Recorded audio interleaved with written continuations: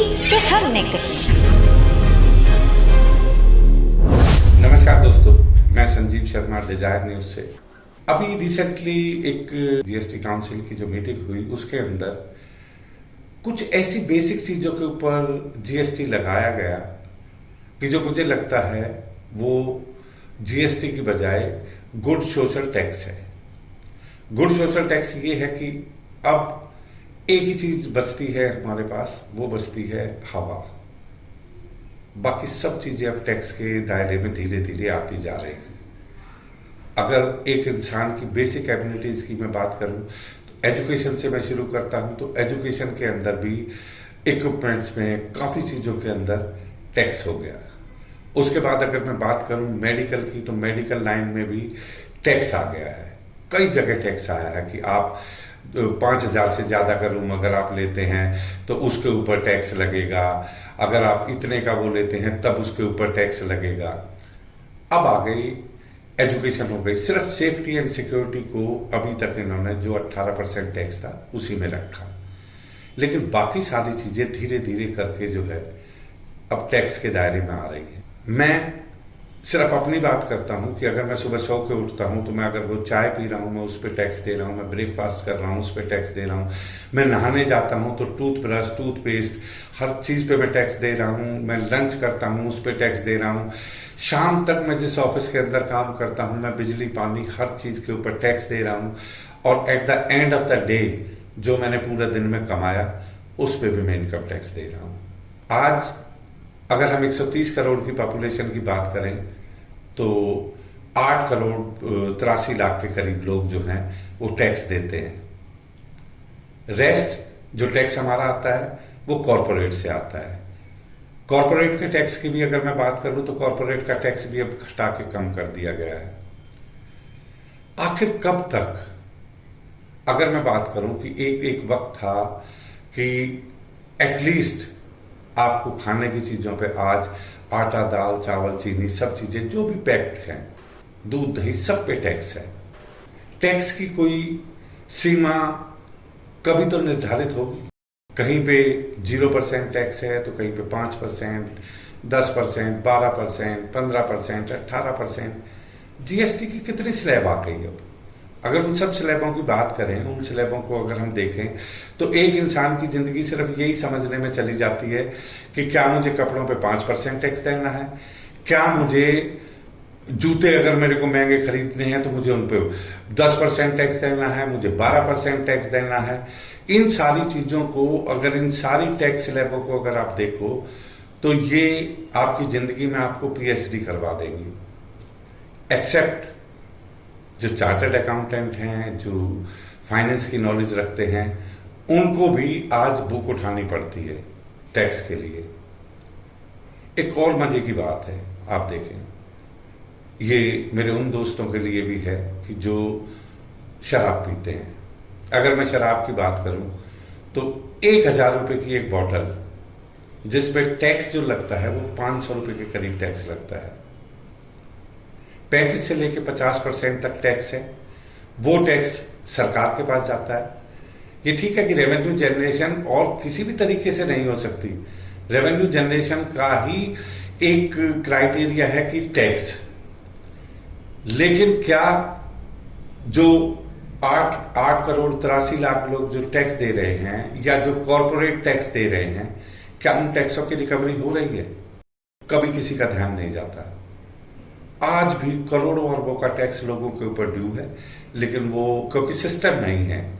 System ऐसा है कि आपकी क्रिमिनल लाइबिलिटी नहीं है। एक आदमी 10 करोड़ का टैक्स उसको देना है, वो 1 करोड़ रुपए रिश्वत देके और बाकी के 9 करोड़ को वेव ऑफ करके निकल जाता है।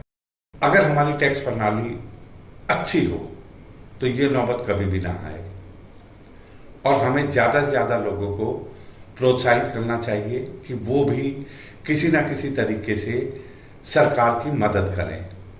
कई देश ऐसे हैं कि जिन देशों में अगर मैं बात करूं तो अमेरिका के अंदर भी, और अगर स्वीडन के अंदर एक दफा जो है सबसे ज्यादा टैक्स के लिए बात उठी थी। उसके बाद पोलैंड के अंदर जो है एक दफा 57% तक टैक्स उन्होंने जो है वसूला था।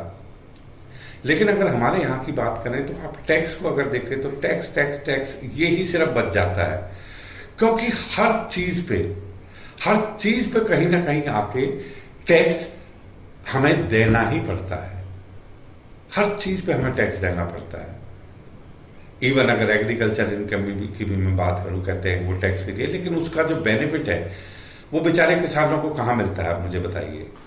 हर स्टेट का जो एग्रीकल्चर लॉ है, जो वहाँ का रेवेन्यू लॉ है, वो डिफरेंट लॉ है।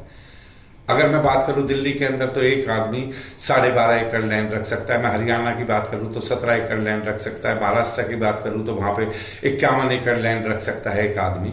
इसी तरीके से करके एक आदमी सिर्फ इतनी चीज रख सकता है ना। लेकिन इसका दूसरा वे आउट है कि अगर मुझे एग्रीकल्चर इनकम से टैक्स चोरी करना है तो मैं किस तरीके से करूंगा। मैंने अपनी 20 कंपनियों 25 कंपनियों के नाम से 12-12 एकड़ लैंड ले ली। मैं 100 एकड़ का मालिक हूं, बड़े मैं सारे काम करता हूं, मैं उसके अंदर इंडस्ट्री भी चलाता हूं। लेकिन अगर मुझे टैक्स बेनिफिट आएगा तो मैं 70% 80% उसको एग्रीकल्चर दिखा के वहां से टैक्स चोरी कर लूंगा मैं। तो एग्रीकल्चर इनकम पे भी जो बड़े ऐसे आदमी हैं जिन्होंने 200 एकड़ 500 एकड़ 1000 एकड़ लैंड लेके जो उसका कॉमर्शलाइजेशन करते हैं, वो टैक्स क्यों नहीं देते। एक 2.5 हेक्टेयर वाला या 5 हेक्टेयर वाला किसान, वो बेचारा, उसको तो उतना भी नहीं बच पाता टैक्स के अंदर जितना वो टैक्स के लिए जाए, इनकम टैक्स में जाए वो। क्योंकि उसको तो सिर्फ 2 वक्त की रोटी मिलती है। वो कितना ही भी कमा ले, कितनी भी मेहनत कर ले, उसको 2 वक्त की रोटियों से ज्यादा कुछ नहीं मिलता। अगर पेट्रोल पे आ जाइए, पेट्रोल पे टोटल एक्साइज ड्यूटी और डीलर कमीशन सब कुछ अगर हम लगाते हैं तो 49% के करीब जाके टैक्स पड़ता है। अगर आज 100 रुपए पेट्रोल है तो उसकी 50 रुपए के अलावा 50 रुपए हम टैक्स देते हैं। लेकिन हम उसको भी नहीं बचाते, क्योंकि अगर एक घर में 5 गाड़ियां हैं, 5 गाड़ियों को लेके चलते हैं, किसी भी तरीके से हम उसका मिस यूज करते हैं। क्योंकि आज के टाइम में हर इंसान को बहुत जल्दी है। अगर इंडस्ट्रियलाइजेशन की मैं बात करता हूं तो आज हमारे यहां इंडस्ट्रियलाइजेशन की क्या पोजीशन है इंडिया में, आप इमेजिन भी नहीं करेंगे कि जब हम सुबह उठते हैं पहली दफा हम अपने सर में कंघा करते हैं, वो कंघा भी चाइना से आता है। क्यों इंडस्ट्रियलाइजेशन हम खत्म कर रहे हैं। इंडस्ट्रियलाइजेशन खत्म करने के कई तरीके हैं। अगर हम छोटे छोटे उद्योग भी लगाएं, आज जो जितने जगह कहीं राइड्स हो जाते हैं, कहीं पे लोग 1000 2,000 लोग सड़कों पे आ जाते हैं। वो सड़कों पे क्यों आते हैं? क्योंकि वो घर में खाली हैं, उनके पास काम नहीं है। अगर हमारी अच्छी इंडस्ट्री होंगी, जब वो काम करेंगे तो उनको कभी मौका नहीं मिलेगा कि इस तरह वो सड़कों पे उपद्रवी बनकर काम करें। तो टैक्स प्रणाली में मैं यही कहूंगा कि सरकार को आटा दाल चावल चीनी ये गरीबों की चीज है, ये गरीबों के जिंदा रहने की चीजें हैं। एजुकेशन है, हेल्थ है, ये हमारी बेसिक रिक्वायरमेंट है। सरकार को इनको जरूर सोचना चाहिए। जो 5% टैक्स अब लगाया है उससे घर की माताओं बहनों पे जो फर्क पड़ेगा वो कोई सोच भी नहीं सकता।